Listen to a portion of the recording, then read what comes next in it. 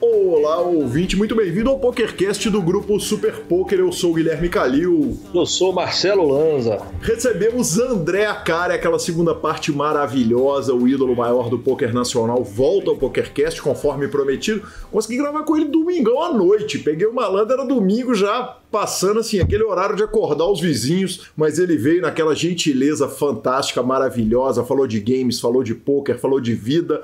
Quer dizer, André Acari, sempre com muita coisa para dizer, é um cara que a sensação é que se a gente fizesse um PokerCast por semana com o André, a gente conseguia nunca repetir o assunto. Começamos lembrando que para ouvir um podcast, você vai lá no Google Podcasts, procura Super Poker, essa é a palavra, não é PokerCast, você tem que procurar Super Poker, também no Spotify, no Deezer, YouTube, Podcast Players, nos indique, nos dê 5 estrelas. Troque sempre suas fichas com Fichas.net, toda semana o Lucão bota uma forra monstruosa de quem compra a ficha dele. Eu tô em dúvida se quem regula a conta é o PokerCast ou se é o Fichas.net, nosso patrocinador, Marcelo Lanza. Vamos continuar com o patrocinador, que aí a gente continua com a dúvida e resolve o problema. Perguntas, participações, sugestões, promoções e comentários. Nosso e-mail é pokercast@gruposuperpoker.com.br, Instagram e Twitter, @GuiCalil e @LanzaMaia. Nosso telefone para entrar no grupo maravilhoso do Telegram é 31 97518 9609 e também para mandar mensagens de áudio. Temos mensagens de áudio e respostas de áudio essa semana, como vocês vão ver lá na parte de interação com os ouvintes. Lanzinha, jogou essa semana, cara? Joguei quase nada. Joguei um pouquinho, mas muito pouco. Foi Iron. Iron acontece, né, velho? Bicho, eu tô aproveitando aquela movimentação maluca que os sites de poker estão, nós vamos falar dela daqui a pouquinho, e andou dando bom lá no poker pra mim, viu, velho? Aquele Omaha de 5 cartas lá tá sendo... Eu jogo muito barato, mas vou te falar, tá sendo recompensador. One time, patrão, one time. O senhor não merece nada menos do que isso. Muito obrigado, muito obrigado. E lembrando aos ouvintes que, mais uma vez, em virtude da quarentena, estamos gravando via Skype e hoje, especialmente, estou sentindo um delay entre o que nós estamos falando, que pode causar alguns problemas ao longo do programa. Mas acho que começou bem, acho que a gente está acostumando, Marcelo Lanza, estamos acostumando com a gravação à distância. Justo. Vamos para a primeira notícia do dia. A notícia do dia, talvez a improvável notícia dos últimos tempos do meio do poker: Galfond Challenge. Cara, começamos, como sempre, pela prévia. A prévia tá cada vez mais curta pra gente não ficar repetindo a mesma coisa no ouvido do ouvinte toda semana, mas, velho, é o que tem pra falar no esporte mundial. O challenge do Phil Galfond com o adversário cujo nome não será citado para continuar regulando a conta. Não sei se o ouvinte reparou, mas a gente não vem citando o adversário para ver se regula a conta do Phil Galfond. O desafio são 25 mil mãos, blinds 100, 200 euros, com uma aposta paralela de 200 mil contra 100 mil. O Galfond deu 2-1 contra o adversário no desafio. Eram 25 mãos, com 10 mil mãos na primeira quinzena de fevereiro, salvo engano, dia 10 de fevereiro. O Galfond pediu água, falou, me dá um tempo. Ele estava com 900 mil euros, 900.240 euros e 17 centavos. Ele estava negativo, era o tamanho do ferro e o Galfond pediu para parar. Nesse momento, não só Calil e Lanza, como a mídia do poker mundial estava toda discutindo como o Phil Galfond estava sendo trucidado pelo menino do online. Teve ironia de profissionais do poker para citar nominalmente Pitão FMG. Falou que era uma cena de tortura em que você tirava a cabeça do cara da água, ele dava aquela respirada antes de ser afogado de novo. E aí chegamos a esse momento. Esse momento é o seguinte: 22.268 mãos jogadas antes de começar a sessão de hoje, que estamos gravando dia 7 de abril de 2020, dia também que o programa está indo para o ar. Temos 89% do desafio jogado e Phil Galfond está 325 blinds positivo, ou seja, 70.419 euros, Marcelo Lanza. Absolutamente nada parece detê-lo. Desde que ele conseguiu romper aquela curva de perda dele e mirou rumo para cima, meu patrão, ele saiu atropelando igual um trem descarregado Sessões gigantescas, perdas pequenas, sessões gigantescas em cima. Eu vou citar o Pitão novamente e agora eu vou falar, foi o contrário, patrão. Ele botava a cabeça do rapaz lá embaixo, o cara respirava, ganhava um tiquinho, ele de novo, e bala. Vamos fazer justiça? Para fazer justiça é o seguinte, o próprio Pitão me mandou uma mensagem ontem e falou, olha, velho, eu tava muito errado quando eu disse aquilo. Impressões gerais, Lanza, a respeito do golfe, onde eu sabe o que me lembrou, cara? Essa reviravolta dele me lembrou o Caverna do Dragão, sabe? Que os meninos vão procurando, de repente eles botaram a cabeça no parque e ele tá com a cabeça no parque. Agora tá 300 blinds, né, Lanza? Falta 11% do desafio ser julgado. 300 blinds são 3 bains. Quer dizer, é muito pouca coisa. Temos chance de virar? Quer dizer, o adversário cujo nome não será citado tem chance de virar esse desafio? Só parafraseando então a Caverna do Dragão, ou citando o mesmo que você falou, cuidado com a Uni, né? Porque toda vez que você vai sair, a Uni faz os caras ficar pra trás de novo. Então, assim, cara, claro que tem chance.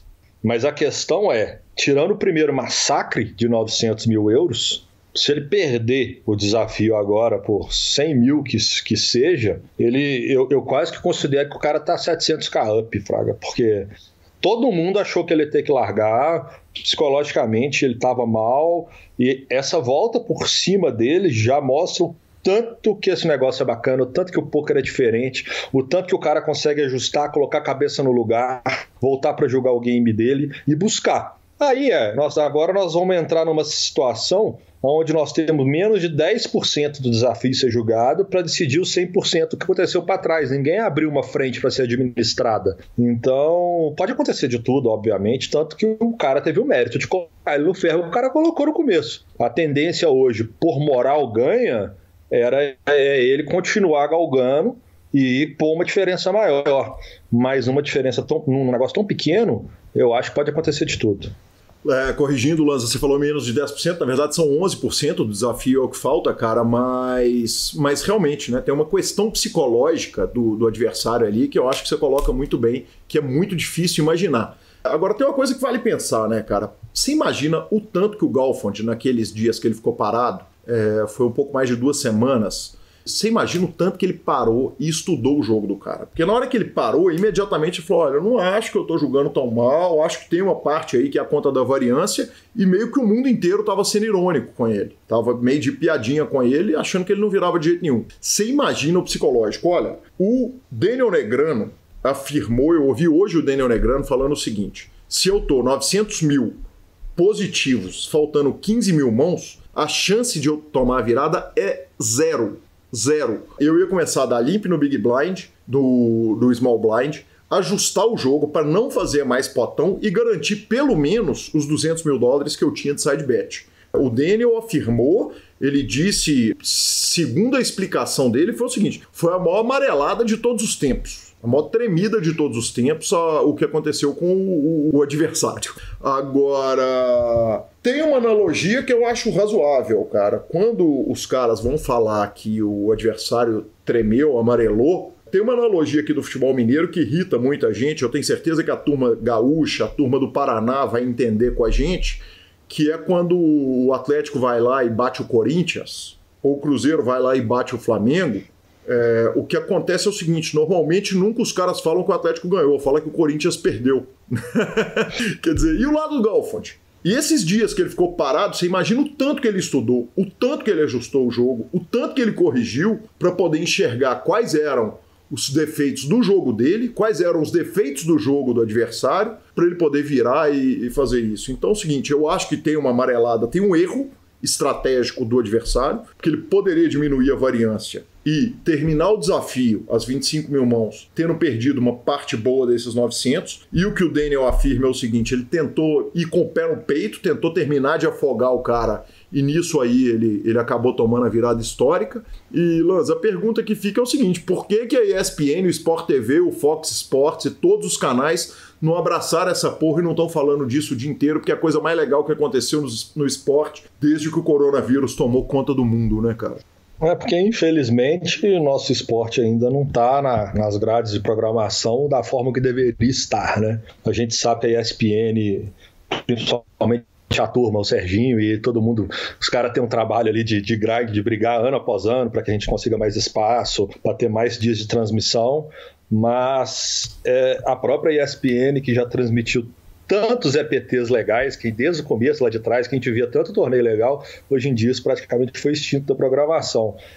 Até dando muito mais espaço hoje para os esportes do que propriamente dito para o poker. E eu achei que nesse momento onde não se tinha quase nada novo ao vivo passando, a não ser os próprios esportes, eu achei que a gente teria um espaço maior de poker ou coisas do tipo, mas infelizmente isso ainda não aconteceu. Mas eu acho que é um caminho também, que a turma vem trilhando, ganhando espaço, e com o tempo a gente vai acabar conquistando isso. Agora, só falando mais um pouquinho da questão da estratégia do rapaz, cara, eu acho que é muito difícil de julgar, né? Quem tá falando é o Daniel Negreanu. Um dos maiores jogadores do mundo, onde tem toda uma estratégia definida na sua cabeça, onde tem uma cancha de jogo de anos e anos e anos e anos e anos, a gente nem sabe quantos anos que esse menino tem. Então a gente querer... Inclusive nós estamos adivinhando que ele é menino. Né? A gente imagina, estamos supondo que é um menino, mas ele traçou uma estratégia agressiva no começo, viu que o Galfond estava runando mal, pregou bala, arrumou o dinheiro, pôs frente, e na hora que o Galfond voltou, ele falou, cara, agora é hora de enterrar ele de vez, que ele vai parar, pedir água, arruma o dinheiro. Só que aí foi ao contrário, e começou a bater o contrário, e provavelmente ele deu uma desestruturada, e voltou e não conseguiu jogar na mesma altura que ele estava jogando antes, e, cara, aí... Eu acho que é bem complicado a gente julgar. Não acho que foi uma amarelada, não. Eu acho que sentiu, cara. Sentiu mesmo, do mesmo jeito que o Galfond sentiu no começo. Porque se for falar assim, então não começou o desafio, o Galfond foi trucidado. Ele foi massacrado. Mas conseguiu dar a volta por cima, e que bom que deu a volta por cima. Mesmo que não ganhe, ficar esse a pau no final, vai ficar muito mais gostoso o desafio sendo completo. Perfeito, professor. E BSOP Online, Marcelo Lanza. BSOP Online aconteceu na última semana, acabou na segunda, acabou ontem, na verdade, né? A primeira etapa do nosso BSOP, o nosso carinhoso BSOP, feito online dessa vez, por motivos que todos já sabem, senhor. Eram $605 mil garantidos na etapa, quer dizer, uma premiação bem legal, e ela contou com nada mais, nada menos do que 11 eventos, com os mais diversos garantidos. Quer que dá uma passadinha em cada um, Paco? Sim, aquela passada tradicional falando campeão, país, a explosão total dos garantidos, para a gente poder entrar rapidamente na discussão a respeito de tudo que aconteceu. Evento número 1, Startup, $109 de buy-in, com um garantido de $50 mil. $50 mil, são 250 conto. Exatamente. E foi fraco o evento, ele arrecadou só $145 mil. Tivemos 1.459 entradas e o campeão foi o canadense Amy Rank, que puxou $19 mil. Segundo evento, Five Card de Omaha, $82 de buy-in, $15 mil garantido, arrecadou quase $30 mil, e o campeão foi o brasileiro PTMACIS, que puxou quase $4 mil, senhor. E lembrando que eu joguei esse evento, né? Que homem! Joguei esse evento, fiquei em TM. Aliás, só faltava o torneio de Five Card de Omaha não ser vencido por um brasileiro, né, Marcelo? Exatamente, a brasileirada em peso, eu caí ali em 39, uma badzinha triste, mas, cara, muito gostoso, né? Esses tipos de torneios são gostosos demais de jogar. Imagina. Evento número 3, Turbo Progressive Knockout, $22, com $50 mil de garantido, e nós tivemos quase $100 mil de premiação, com um field de quase 5 mil entradas. O campeão foi um lituano, Marcius 666, que isso, hein, patrão? Que puxou quase $10 mil de prêmio. O evento número 4, Omaha normal, $109, $25 mil garantidos. Nós tivemos 459 entradas e o campeão foi Rui Sidenfor Filho Buquet, de Portugal, que puxou $8 mil. Evento número 5, Deep Stack, $82, No Limit Hold'em, $40 mil garantido. O evento número 5 registrou 1.113 atletas da mente e dobrou o garantido de 40 mil, arrecadou $83.475, e o campeão foi o cazaquistanês Roger Blanco, que puxou $13.468. Evento número 6, Win the Button, $55. No Limit Hold'em Turbo Knockout, $25 mil garantidos. O evento número 6 arrecadou $55 mil e o campeão foi o holandês Muntzevader, que puxou quase $7 mil. E aí chegamos no Main Event. Main Event, $215 garantidos, $215 de buy-in, $200 mil garantidos. Cara, explosão total do Main Event. O Alexander Sheshukov, pô, difícil, hein? Alexander Sheshukov, ele que é ucraniano, ele cravou, nós tivemos um field de 2.575 entradas e ele puxou $76 mil. A melhor colocação foi o brasileiro Tsutsumi Júnior, que ficou em terceiro. A turma de fora massacrando no começo, né? Evento número 8, Mini Main Event, $22, $75 mil garantidos. O evento número 8 contou com 6.440 entradas e aí sim, Felipe Empes Soares puxou $18 mil, título para o Brasil, com direito a bracelete e tudo mais. Evento número 9, High Roller, $530, $50 mil garantidos. Esse também é caseiro, senhor. Evento número 8 ficou com o nosso querido Cássio Pac, que foi um field de 347 entradas, ele puxou $32 mil. E quase acabando rapidinho, tivemos o evento número 9, o evento número 10, Turbo 109 com $50 mil garantidos. O evento número 10, ele teve 1.269 entradas, ele distribuiu $120 mil, eram 50 mil, distribuiu 120 mil. E o prêmio ficou no Reino Unido com Dan Mansell, que puxou $20 mil. E o último, finalmente, aconteceu ontem, evento número 11, o RAP 55 no Limit Hold'em, $25 mil de buy-in. Esse evento teve 1.248 entradas e o ucraniano Anton Ajarov Yukaba puxou $8.400, senhor. Mas a primeira coisa é o seguinte, cara, que legal que o BSOP tomou essa atitude, que é uma atitude que muita gente tomou, muitos promotores de eventos ao vivo tomaram.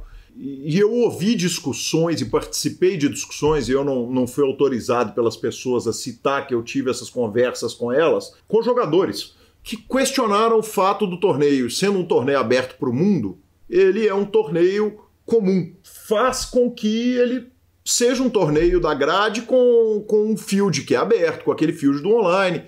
Ouvi uma outra reclamação a respeito da questão dos Mixed Games. E, Lanz, o que eu coloquei é o seguinte, cara, primeira coisa, é um evento de exceção, né, criado na emergência para atender um público e que o sucesso dele mostra a explosão total, a explosão dos garantidos mostra o sucesso do evento. Então, eu pessoalmente acho que se conseguisse limitar geograficamente o torneio, seria muito legal. Se você conseguir, e não precisa ser só Brasil, pode ser, a gente tem muito jogador argentino, uruguaio e tal, de repente América do Sul, América Latina, não sei se tecnicamente, imagino que seja possível tecnicamente, não tenho certeza, mas acho que são coisas a serem pensadas, inclusive a inclusão dos Mixed Games. Eu acho que de repente uma diminuição de garantido e forçar um field mais local pode ser uma coisa interessante. Enfim, o que a gente quer de verdade é que o BSOP volte urgente para fazer no Rio de Janeiro, em São Paulo, em todas as cidades do Brasil, no circuito todo, em Rio Quente, por onde ele passa. Enfim, tomara que o Covid acabe rápido, mas parabéns pelo sucesso ao BSOP. Que legal que a série tenha estourado todos os garantidos e tenha sido esse sucesso todo. Eu concordo com você em gênero, número e grau. Também acho que se pudesse fazer essa restrição geográfica, eu acho que ele manteria um pouquinho mais desse formato que a gente tem com ele, né? O BSOP é um torneio, é o maior torneio que nós temos no Brasil e todo mundo tem esse carinho de julgá-lo. Eu acho que seria mais legal. Pensando como um evento, a partir do momento que se abre ele para o mundo, obviamente nós tivemos a explosão de garantidos que aconteceu. E acredito que as pessoas que arrumaram o dinheiro acharam muito bom. Certamente. Mas, brincadeiras à parte, é só uma questão de opinião mesmo, né? Nós temos a nossa opinião, sabemos que a direção do BSOP também fez esse evento que nem era programado, obviamente, a gente teria já... praticamente estaríamos na próxima etapa já agora no Rio, mas eu sei que eles vão tomar as decisões mais certas para a empresa e fica só a opinião desses dois comentaristas e apresentadores. Aí sim, Marcelo Lanza. E por último, na nossa sessão de notícias, cara, surgiram diversas iniciativas. Teve o Covid, gerou um boom do poker, quer dizer, as pessoas estão em casa, então os garantidos estão explodindo. O PokerStars já anunciou de novo que vai aumentar garantido de Sunday Million. Os garantidos estão sendo aumentados porque existe um novo público, existe uma nova corrida pelos sites de poker online. Então acho que tanto os jogadores novos que estão descobrindo o poker online, quanto os jogadores que jogavam lá em 2012, 2013 e que agora pararam, estão em casa, quer dizer, não tem o que fazer e estão voltando a jogar. E surgiram algumas coisas muito legais para proteção desses jogadores. Um foi o André Acari, que no podcast dele, o Fala Acari, que por sinal é um podcast muito legal, ele fala de game, mas fala de política, enfim, o Acari não tem medo de tomar porrada, né? Então, ele falou no podcast dele a respeito de como que um novo jogador de pôquer deve enfrentar o poker online, entrar no mercado. E, segundo o High Stakes DB e o Pocket Fives, estão acontecendo algumas coisas de proteção também para os jogadores por aí pelo mundo. A Espanha limitou o horário de anúncios relacionados a apostas esportivas e jogos online nas redes, nas televisões, rádio, enfim, nas coisas todas, exatamente para proteger o jogador espanhol. Mas a coisa mais legal que eu ouvi é que os principais sites, mais especificamente o PokerStars, estão proibindo de afiliados e afins usarem a expressão Covid nas suas propagandas, e isso eu acho muito legal. Acho que é meio óbvio, né? Nós passamos por isso. Eu tive cheguei a receber uma propaganda de um agente falando: porra, já que você tá em casa, ou já que tá com surto do Covid, que tal jogar poker online? Eu acho que é sensato isso, quer dizer, já é óbvio que o jogador que tá em casa, ele já está em casa, ele vai ter que jogar online mesmo, mas eu acho razoável que não se use e não se cite nominalmente o vírus e a pandemia para fazer isso. Achei de bom gosto dos sites fazerem isso.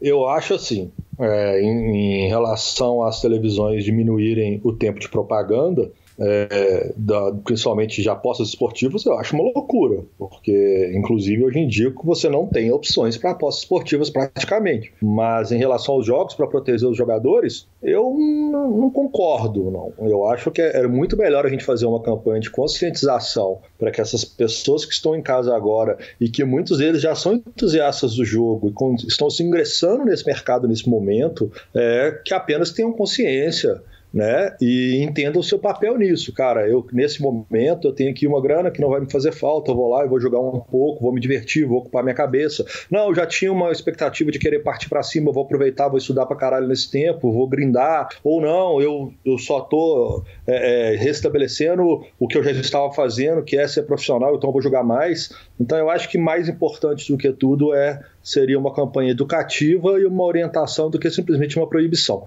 Em relação à proibição da palavra Covid, eu acho legal, eu acho que eu acho que já é notório já o que está acontecendo, não precisa de ser, já não precisa de ser mais uma desculpa, né, para colocar isso. As pessoas já estão em casa conscientizadas do que tem que fazer em relação a isso. Então, dito isso, a única coisa que a gente pede para a turma, para os nossos ouvintes, que são amadores, eu não gosto de falar a palavra amadores, recreativo, mas tá recreativo. O discurso está longo. A única coisa que a gente pede é que a turma tenha juízo e, no mais, divirta-se, porque o negócio é bacana, é divertido, mas, claro, que com responsabilidade. Muito justo, professor Marcelo Lanza. A gente fica com a palavra do nosso patrocinador Fichas.net e o ídolo André Acari.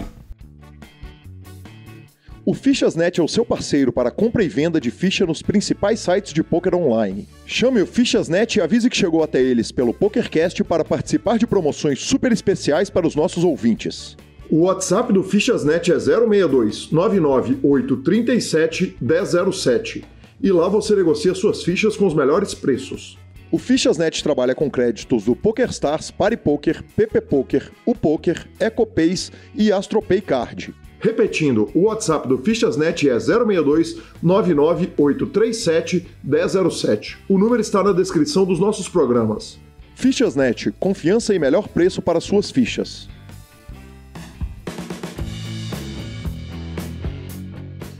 É com grande satisfação que, conforme prometido no programa passado, recebo aqui o ídolo, mito maior do pôquer nacional, André Acari. André, bem-vindo de volta. 2 entrevistas em 2 semanas, com o potencial para a gente tornar isso semanal, né? Obrigado. Prazer enorme. Vi que a primeira foi bem legal, a repercussão foi bem legal e vamos embora para a segunda. Bacana demais, a repercussão foi a melhor possível, quanta mensagem no Instagram e mensagem pessoal no Telegram, no WhatsApp, quer dizer, a turma abraça essas entrevistas e te ouvir falar é sempre um prazer, tanto para mim e tenho certeza que para os ouvintes também, tanto que todo mundo faz questão de comentar, faz questão de mandar mensagem. André, eu começo fazendo uma pergunta que é a respeito do André empresário. Na primeira entrevista você falou comigo o seguinte, eu tenho 4 empresas, e tem uma vida de jogador de pôquer, tem uma vida do videogame, da turma do videogame, essa aí nós vamos falar daqui a pouquinho. Eu queria que você falasse mais quais são as outras empresas e eu vou fazer um pré dessa pergunta. O Doyle Bronson e o Chip Reese brincavam que todas as empresas que eles mexeram fora do pôquer foram desastres homéricos, porque eram 2 caras que eram malandros de jogo e que não tinham visão empresarial. Obviamente isso não acontece no pôquer brasileiro.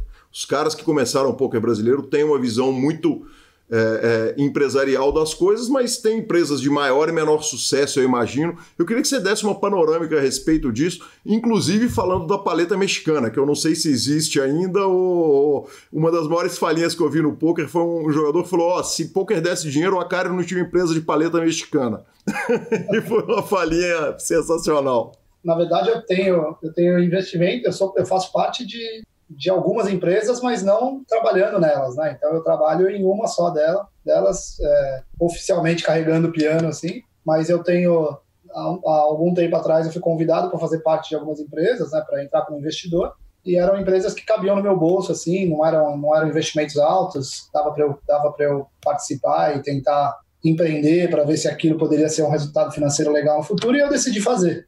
Mas cada uma delas tem os seus comandantes, os seus sócios que são responsáveis, que são CEOs e que tocam as empresas com a melhor capacidade possível. Assim. Eu tenho uma agência de marketing esportivo, né, voltada para esportes, voltada para esportes eletrônicos, Skybrains. Tenho a Fúria, que é uma organização de esportes, né, no senso comum, assim, é um time. Né, então só que ela tem vários times dentro dela, tem várias outras áreas sem ser só de performance e tudo mais. Eu tenho aí na Game, onde eu faço os cursos e tenho as atividades educacionais e de entretenimento, de audiovisual e séries e tudo mais, onde a gente é muito feliz fazendo. Assim, é um projeto muito legal, que inclusive agora acho que está ajudando um monte de gente aí, porque a gente transformou ela em gratuita por esse período do coronavírus para manter as pessoas em casa. Uhum. E faço parte da Gamers Card, né? Mas na Gamers Card eu não tenho nenhuma participação efetiva, assim, não trabalho, tenho um CEO, tenho um operador, assim como na iBrains também tem um operador, tem um CEO, e assim como na Fúria também tem um CEO, que é o Jaime, e eu faço parte semi-integrante da Fúria, assim, mas aí na Game é a única que eu, junto com a Letícia, junto com o pessoal o Kaique, o pessoal que está junto com a gente divide responsabilidade. Mas em nenhuma delas, na verdade, eu sou o comandante máximo, assim. Todas elas eu tento entregar um pouco do know-how, né, um pouco do conhecimento que eu tenho, dividir a experiência do que eu já passei no passado de sucesso, de fracasso e tudo mais, e tentando evitar que eles errem e buscando uma melhor tomada de decisão, assim, para a gente poder ser mais lucrativo, poder ser mais, empregar mais pessoas e tudo mais.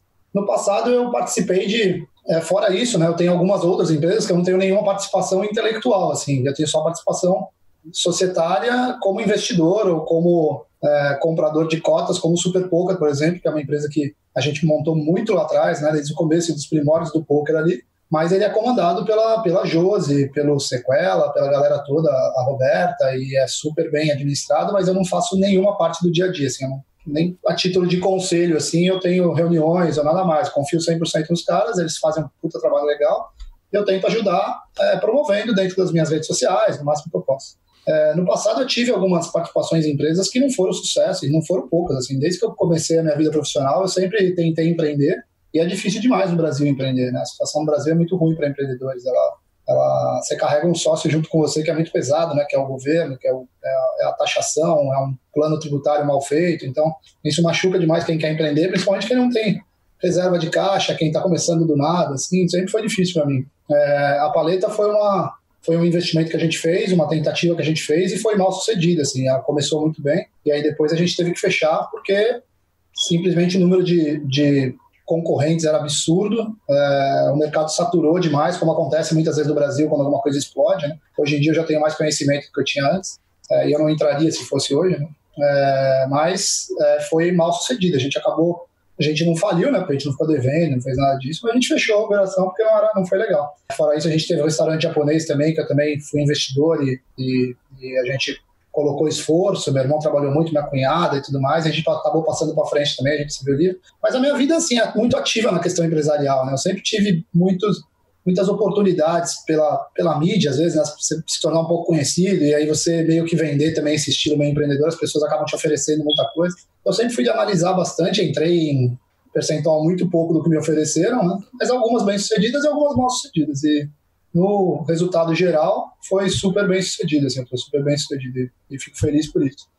Na declaração do Doyle Bronson e do Chip Reese, né, o Chip Reese que falou isso. Sim.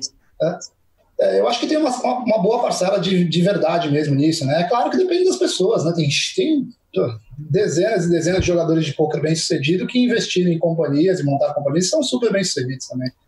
Tem um monte de gente que faz isso no mundo inteiro, mas eu acho que quando você está dedicado a uma profissão, assim, precisa tanto do seu intelectual, de estudo, de dedicação e tudo mais, como é o poker, quando você desvia essa atenção, ou você vai ser mal-sucedido na empresa ou você vai ser mal-sucedido na carreira. Então, eu sempre tentei colocar o foco, ou pelo menos 60%, 70% do foco, onde eu tinha que ter mesmo, e o resto eu meio que tentar proteger o meu dinheiro, fazendo investimentos para o futuro. O poker sempre foi um negócio de muito risco, né? É a natureza dele, né? Existe uma variância muito grande e tudo mais, então sempre quando eu ganhei dinheiro, eu nunca fui jogar cash game caro, essas coisas, então sofri uma variância muito pesada em termos de ficar X buy-ins down, ou tantos buy-ins down. Eu sofri variância na minha carreira jogando online, mas na época que eu jogava online também eu não era de altíssimos investimentos como a gente vê hoje em dia, né? Tem alguns caras hoje que jogam uma reta de domingo e joga $100 mil, $150 mil. Eu nunca tive isso. A minha reta de domingo custava 10, custava 8, custava 4, que também já é alto pra caramba, mas não é que nem hoje. Então, eu nunca nunca sofri uma variância que me impedisse de poder tirar alguma coisinha e ficar protegendo, né, esses valores. Foi o que eu fui fazendo, fui colocando em coisas que eu achava que eram lucrativas, que podiam ser boas no futuro, e foi acontecendo, principalmente nos últimos 5 anos, né? E aí eu fui me dando bem.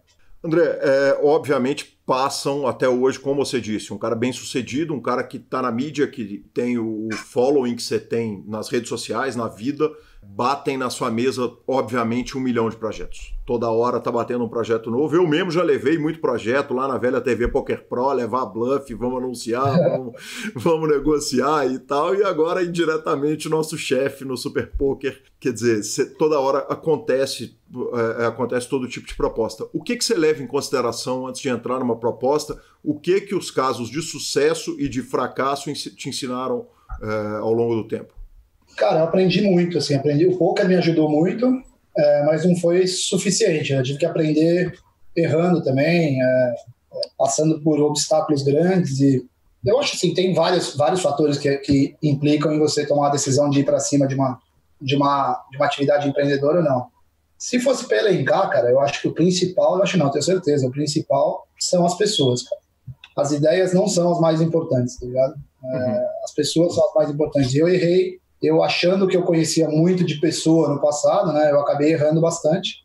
E aí, todas as atividades que eu me coloquei que foram mal sucedidas, eu acho que boa parte da responsabilidade é de eu ter escolhido pessoas que não tinham a capacidade necessária ou a qualidade necessária para estar envolvido com aquele cenário.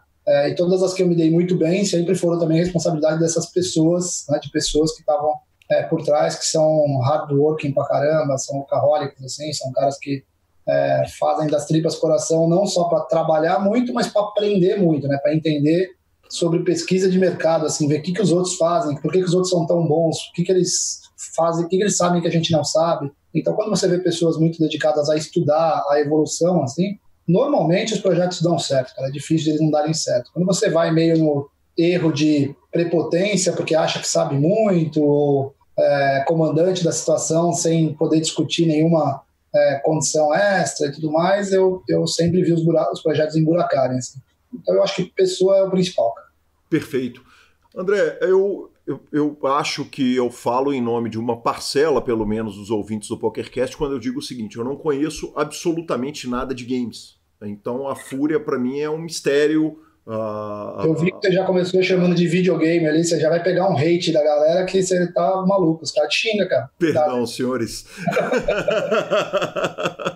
O mercado de esportes é uma coisa que eu absolutamente desconheço. E não é por nada, é só porque males da profissão, né? A gente acaba tão abraçado no poker, ouvindo notícia o dia inteiro, tentando ter notícia o tempo inteiro a respeito do que eu preciso noticiar, que a gente acaba não sabendo. Se eu fosse um executivo que tivesse disposto a investir junto com você no negócio e te pedisse um pitch daqueles de elevador, assim, cara, me explica para um leigo o que é a indústria do esportes, o grandeza, tamanho, potencial, como que funciona, o que é o negócio, assim, rapidamente? Cara, o esportes é electronic sports, né? Então esportes eletrônicos. Uhum. São diversos tipos de jogos aonde você sai da categoria de game e vai para a categoria de esporte profissional, de jogo profissional. Ou seja, o mercado que o esportes faz parte é o mercado de gaming, no geral. Então, todos os games, desde do Candy Crush, que a nossa avó ali, que a nossa tia joga e tudo mais, aquilo ali é game, no geral. Que é o mercado... Você joga também? Sim. Não. Então, o mercado de gaming é gigantesco, é um mercado de sei lá quantos bilhões, a gente tem todos os dados, mas eu não tenho eles aqui comigo, mas é um mercado muito grande. Dentro desse mercado existe uma das categorias que é esportes, que esportes é a competição daqueles games na vertente profissional, na vertente de performance, de alta performance e tudo mais. Então, quem comanda o mercado de jogos no geral, de gaming no geral, são as publishers, né? São as desenvolvedoras desses games. Então, a maior parte da fatia de dinheiro desse mercado está dentro de alguém que decide criar um jogo, desenvolver o jogo, e esse jogo acaba fazendo sucesso por uma estratégia ou por outra. Algumas dessas publishers, elas têm a visão de que a ferramenta de marketing que vai promover aquele jogo é a competição profissional. Então eles apoiam as organizações, eles apoiam os times no geral no mundo inteiro para montarem os seus times daquele jogo e aí fazem campeonatos mundiais, fazem ligas, fazem franquias, fazem campeonatos de eventos locais, regionais, e aí usam disso como uma ferramenta de marketing para o próprio jogo, né? Isso vai acabar, nos últimos anos, foi ficando tão grande, que mesmo as publishers que usam isso como ferramenta de marketing viram que isso daí também era um negócio, não era só o marketing para crescer o jogo, também ele por si só era um negócio, ou seja, organizar eventos profissionais de CSGO, podia-se ganhar dinheiro com isso. Organizar ligas, podia-se ganhar dinheiro com isso. Aí as ligas são exatamente igual as que vocês conhecem, o pessoal conhece aqui que está ouvindo o podcast, que é NBA, NFL, a mesma coisa, só que você imagina que existe uma NBA ou uma NFL para cada tipo de jogo, né? Então a Fúria hoje, por exemplo, ela tem 9 lines, o time a gente chama de line, né, no eSports. Então a gente tem 9 lines, a gente tem Counter-Strike, League of Legends, PUBG, Fortnite, tem um monte de tipos de jogos diferentes. Cada um desses tem uma liga, ou tem uma forma de competição, ou tem eventos que acontecem com premiação e tudo mais. Então, quando você monta uma organização, você está montando como se fosse um Real Madrid, um Barcelona, um Corinthians, um Flamengo, um Palmeiras. E esses times também que a gente conhece, que são os times famosos do Brasil, também tem diversas modalidades, né? O Corinthians tem futebol de salão, basquete, futebol profissional, é exatamente igual a Fúria, igual a INTZ, igual a Pen Game, igual as grandes organizações que tem no Brasil e as que tem no mundo inteiro, como a Liquid, Cloud9 e tudo mais.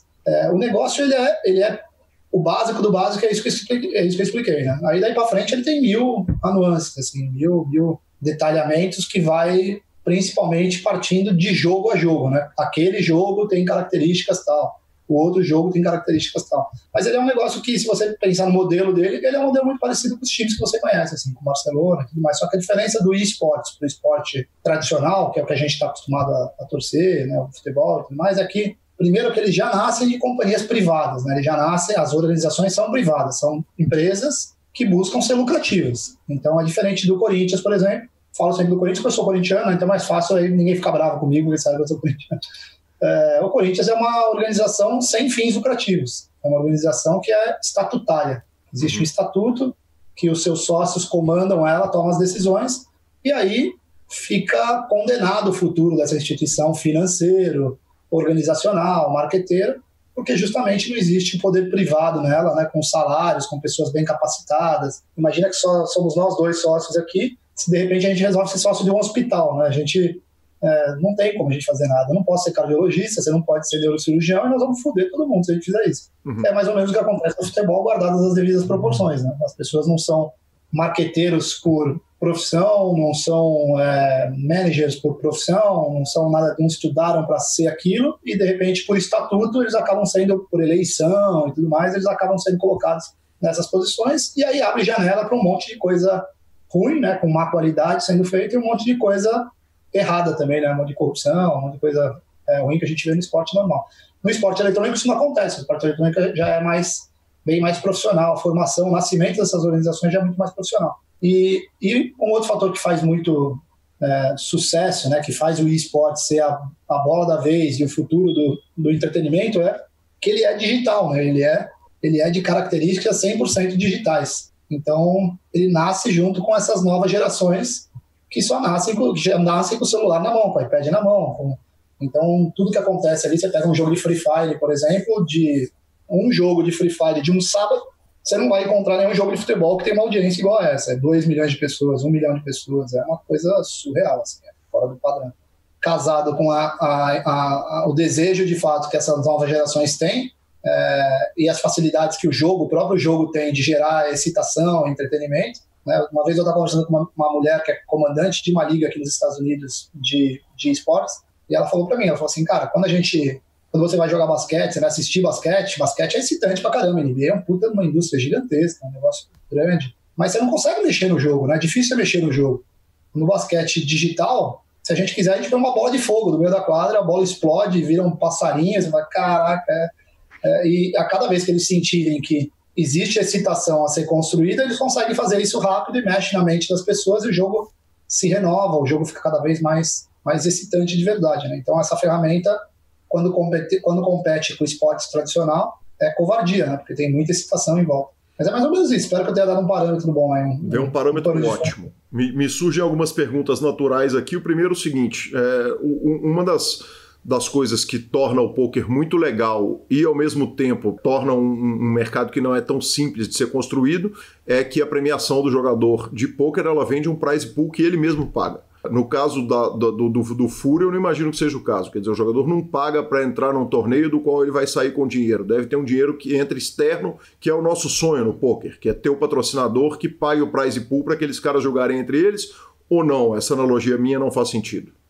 Até uma certa parte faz sentido, sim. Até a parte que bate nos times de poker, né, nos sites que patrocinam pessoas e tudo mais, que daí são os caras que estão jogando e é um volume muito grande de gente que joga e não paga o seu buy-in também, né? Que alguém paga para eles. Mas as diferenças gritantes, assim, de pontos positivos e pontos negativos entre poker e esporte, das positivas pro lado do poker, a principal é que o poker, ele além de ele ser um entretenimento, ele mexe com algumas funções mentais do ser humano que são checkmate, assim. São coisas que, quando você mexe, você dificilmente, a pessoa larga aquilo, né? Então, a randomicidade do jogo, você não saber que 2 cartas você recebe, bater flop, bater turn, bater river, essa história ela é muito contaminadora de cérebros de um jeito tesão, assim, de um jeito que você fica, caraca, velho, isso é muito legal, o poder de dar bad beat, o poder de tomar bad beat, essas coisas ela mexe com o cérebro humano de um jeito muito bizarro. E aí, quando casa isso com a situação de você poder fazer o seu próprio destino financeiro,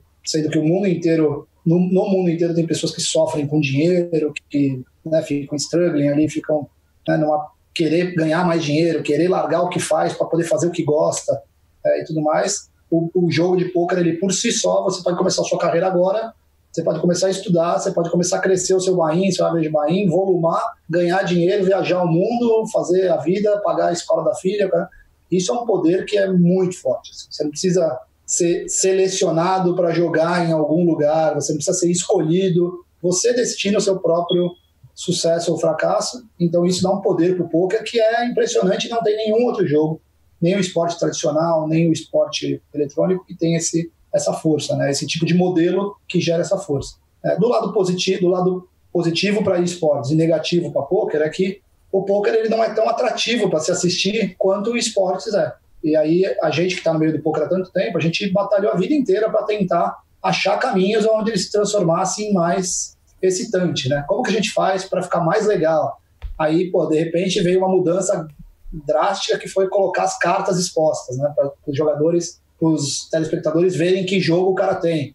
Isso fez um puta boom no poker, a transmissão cresceu, caramba, mas você não tem mais ferramenta para fazer, você não tem muito que... Você pode colocar ali a batida do coração do cara, como a gente já tentou fazer, inclusive, você pode fazer, mas você não tem muito como mexer, e aí você simplesmente entrega aquilo que o jogo tem de melhor mesmo, que é a randomicidade, a estratégia, comentaristas falando sobre a parte técnica e tudo mais, mas o jogo em si, ele não se movimenta como movimenta o esporte. O esporte, quando você assiste, ele é de explodir o coração, você quer morrer, entendeu? É um jogo da Fúria, por exemplo, de Counter-Strike, vai ter um jogo quinta-feira agora que é Fúria MBR. É um jogo que não tem como você não passar sufoco, não tem como você não vibrar, gritar, levantar, chutar cadeira. É igual uma final do Corinthians, do Atlético, do Cruzeiro, é a mesma coisa, né? Você fica maluco, é um negócio muito excitante. O poker não tem isso, então, assim, não tem no mesmo viés, né? Não tem na mesma questão. Fora isso, o esportes também ele tem essa cultura como o esporte tradicional de times. Então você se apega a um time, né? Você vira torcedor daquele time. O poker, você não vira torcedor de times. Ninguém torce pro Forbet, ninguém torce pro Samba, ninguém torce pro Acaritim. Não existe não foi criada essa cultura, porque como o jogo tem muita correlação com o dinheiro diretamente, as pessoas não se sentem muito pendentes a torcer. A torcer por aquele troféu, por aquela conquista. Você torce, obviamente, quando as pessoas você conhece, quando você tem alguém que você tá vibrando junto, tudo mais. São poucos os jogadores, eu acho, que conseguiram ter torcida por eles próprios, única e exclusivamente porque eles estão jogando algum evento. Existe também uma sensação de patriotismo, né? Então quando nós brasileiros vamos para World Series, todo mundo torce para um brasileiro ganhar o main event, ou ganhar um bracelete, fazer essas coisas, mas é diferente quando você vai com a camisa do Corinthians, quando você vai com a camisa da Fúria e tudo mais. Você cria outro tipo de sensação de entretenimento, que é uma guerra contra outros times, uma rivalidade, sentimentos que o ser humano tem na mente por ser educado no mundo do esporte, que no esporte também tem e que no poker não existe. Mas assim, a mágica do poker nenhum outro esporte conseguiu ter, cara. E não vai conseguir ter tão cedo. O esportes movimenta a aposta esportiva de forma grandiosa? Quer dizer, muita gente aposta? Cara, muita gente aposta, mas é assim, incomparável, né? Com o esporte tradicional, não tem nem comparação, eu acho. Eu não tenho esses números, né? Eu não tenho nenhuma atividade em aposta esportiva, não sou conectado a nenhuma... Sou patrocinado pelo PokerStars, que tem a sua plataforma de aposta esportiva, mas eu não vivo, nem promovo, nem tenho nada disso. Não sei os números, mas meu sentimento assim, é que ele está crescendo muito, mas não é tão plugado quanto é o esporte tradicional.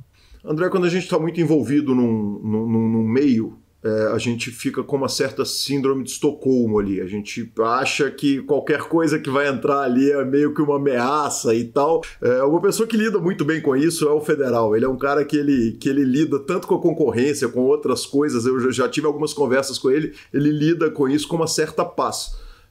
Quando o PokerStars começou a abrir para aposta esportiva, para cassino, esse tipo de coisa, eu tinha uma preocupação se os caras iam desfocar do poker para focar no cassino, que é obviamente um jogo mais lucrativo. E você disse o seguinte: não, isso não tem, o mercado dos caras é gigantesco, eles não vão abrir mão desse mercado, e realmente não abriram, continuam sendo o maior e melhor operador de poker do mundo, né? O esportes, quando você olha, você acha que ele pode, na hora que um menino olha pro poker e olha pro esporte, um esporte em que ele pode ter salário, por exemplo, no caso dos esportes, que no poker não necessariamente, quer dizer, ele vai ser remunerado sem variância e tal. Você acha que existe esse risco do menino hoje, que tem 18 anos de idade, na hora que ele pode abraçar uma das duas, ele sempre optar pelo esporte? Não, cara, eu acho que não. Eu acho que não, assim, minha escola de vida, tanto curso que eu já dei, né, pelo QG, a gente formou 12.300 alunos.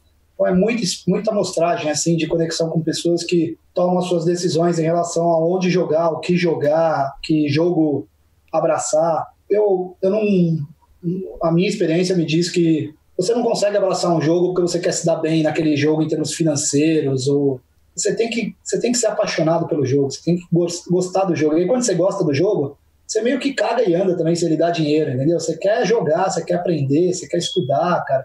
E aí, se tiver mercado, você pode virar profissional desse jogo. Se não tiver mercado, você simplesmente vai ser um jogador, que vai ter a sua liga, lá, seus amigos loucos que jogam com você. Mas não consigo ver esse poder de decisão sendo assim, um ponto preponderante para a pessoa poder optar se joga League of Legends, ou se joga Counter-Strike, ou se joga poker. Nego que joga League of Legends não joga Counter-Strike nem ferrando, os caras não querem jogar. Nego que joga poker não quer jogar outro. É claro que tem pinceladas, né, como a gente faz, vamos jogar terça-feira um futebol lá, vamos fazer... Mas o jogo da vida mesmo, aquele jogo que você quer jogar para fazer sucesso, para ter profissão, não consigo imaginar ter fatores de concorrência entre eles. Assim, é claro que quanto mais amostragem tem, volume, tem tipos de jogos, entretenimentos, profissões e tudo mais, naturalmente nascem concorrências pelas atividades, né, no geral, o que as pessoas podem olhar, assistir uma televisão e querer fazer da vida. Mas não a concorrência direta do próprio jogo. Assim, isso daí eu não consigo enxergar, não, cara.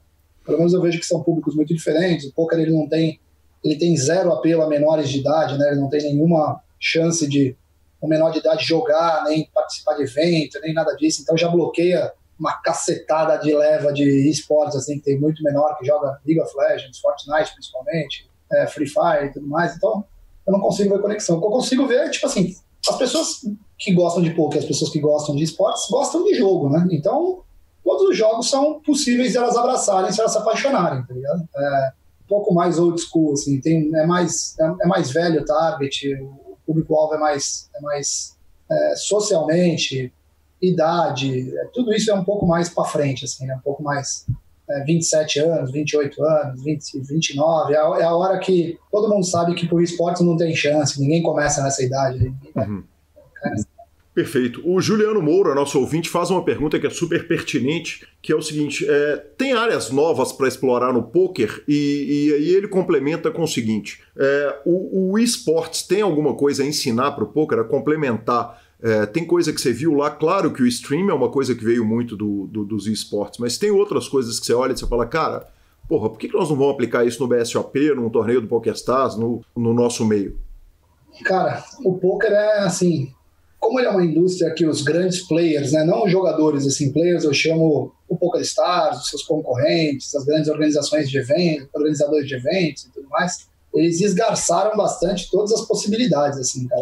É difícil de você achar coisa surpreendentemente nova. O que você tem é áreas que já são notórias, né, que todo mundo já conhece e que às vezes são mal trabalhadas, né? Então você tem chance de às vezes montar uma plataforma de streaming, ou montar um time de streamers, ou montar um time especializado em spin and go. Você tem formas de fazer coisas melhores que os outros fazem.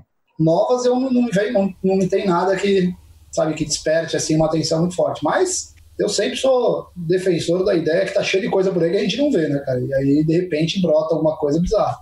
Mas o poker é uma área que eu não...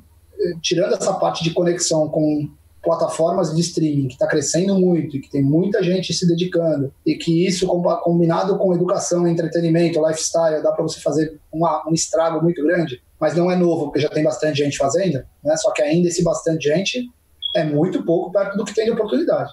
Eu vejo como uma chance grande, assim, de quem quiser começar. O cara começa a jogar poker hoje, começa a estudar, e ele já nasce com a cultura de ser streamer, ele tem uma chance muito grande de ter patrocinadores, de ter uma vida financeira no poker que vai ser mais cômoda e mais tranquila do que a vida do cara que só vai grindar e tudo mais. E essa história ela vem desde lá de trás, né? Desde quando eu comecei a jogar, eu ora fui admirado, ora fui acusado por ser marqueteiro e não sei o quê, e não focar só no jogo. O que de fato aconteceu, mas tem os dois lados de ver, né? O lado positivo e o lado negativo.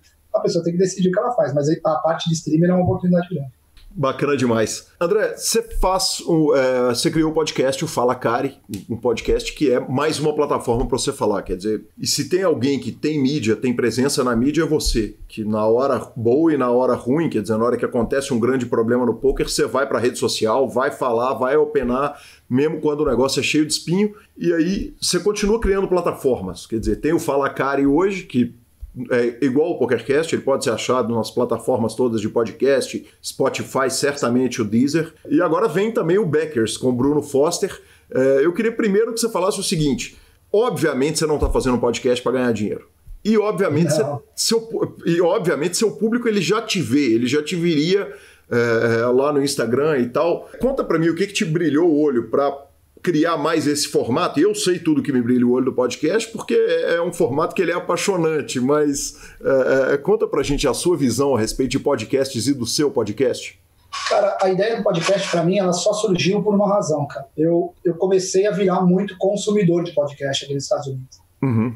Porque quando eu caí para o mundo do esportes, eu precisei consumir podcast, porque tem muito podcast muito bom aqui nos Estados Unidos. Então, eu via que quando eu participava de algumas reuniões, ou quando eu ia para algum evento de congresso, eu fui para vários aqui nos Estados Unidos, sempre existiam as pessoas que falavam sobre o podcast e tal. Vocês viram o que aconteceu no podcast?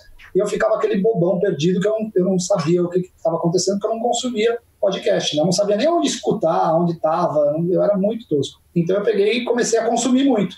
E aí eu vi que o formato era legal, que era bacana pra caramba, excitante, assim, eu fico, principalmente quando eu tô no carro, né? Eu coloco o alto ali no carro e vou ouvindo, você nem vê o tempo passar, cara, a parada é muito legal. E aí eu resolvi fazer a mesma coisa na perspectiva de dividir conhecimento e só, e criar sensações e possibilidades de debate, assim, de ter gente inteligente, gente curiosa, gente com sabe, poder de pesquisa e tudo mais, que pudesse falar, puta, cara, não concordo com você, acho que isso daqui é legal, você tá falando merda e blá, blá, blá, blá, blá, ou então, pô, do caralho, você viu isso daqui também, que tá num site e tal, e blá, blá, blá. Como são assuntos que eu falo que são assuntos que eu curto, assim, eu só falo coisa que eu gosto de falar, não tenho nenhuma perspectiva comercial, zero, assim, muito pelo contrário. Se algum dia aparecesse alguma possibilidade comercial, eu ia fazer doação, ia dar pra caridade, assim, mas não vai nem aparecer, porque eu também não vou nem correr atrás comercialmente, então é um negócio gostoso de eu fazer quando eu quero fazer e tudo mais. É diferente de vocês no PokerCast, que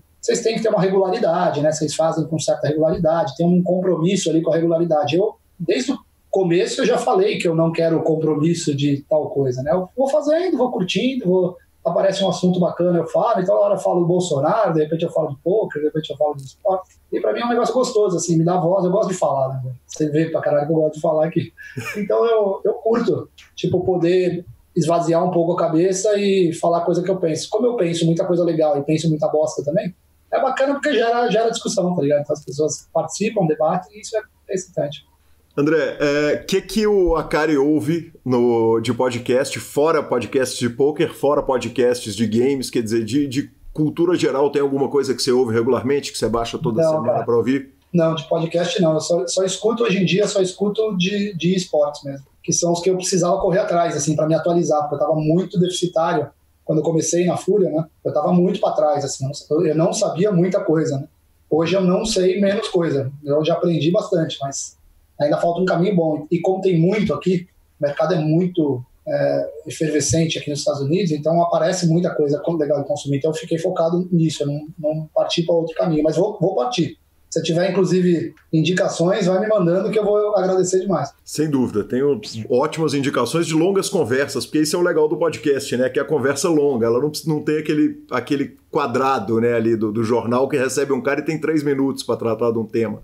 André, e o Backers, cara? De repente eu tô no meio de uma pauta aberta que já estava toda anotada, estava toda fechada e surge o Backers com Bruno Foster. Conta pra mim a respeito desse projeto novo. O Backers é uma série dentro da Inagame, né? A Inagame ela tem várias séries lá dentro. Então ela tem um curso de poker avançado, tem o curso de poker básico, tem vários conteúdos que a gente faz para colocar ali dentro como se fosse uma Netflix educacional de poker e esportes. Esse é o objetivo nosso. Uhum. E uma dessas séries é a Backers do Foster, que é uma criação da demanda que as pessoas fazem nas redes sociais. Então, tipo assim, toda hora eu recebo, e devem ser poucas as pessoas no Brasil que recebem mais pedido de cavalagem do que eu, né? Os caras, pô, me cavala pra jogar tal coisa, me cavala pra jogar não sei o que lá. E eu vejo que, tipo assim, independente da honestidade, do caráter das pessoas, não é nem isso que eu tô falando, as pessoas não sabem fazer isso, elas não sabem serem investidas, entendeu? Elas não sabem serem assets. Então elas não sabem como fazer planilha, elas não sabem como ofertar, elas não sabem o que é make-up, elas não sabem como funciona o sistema inteiro. E no Poker Online, por exemplo, tem pessoas e grupos que já masterizaram isso de um jeito absurdo, né? Sketch, Rafa, Will, Crema, Kelvin, esses caras são muito bons no que eles fazem.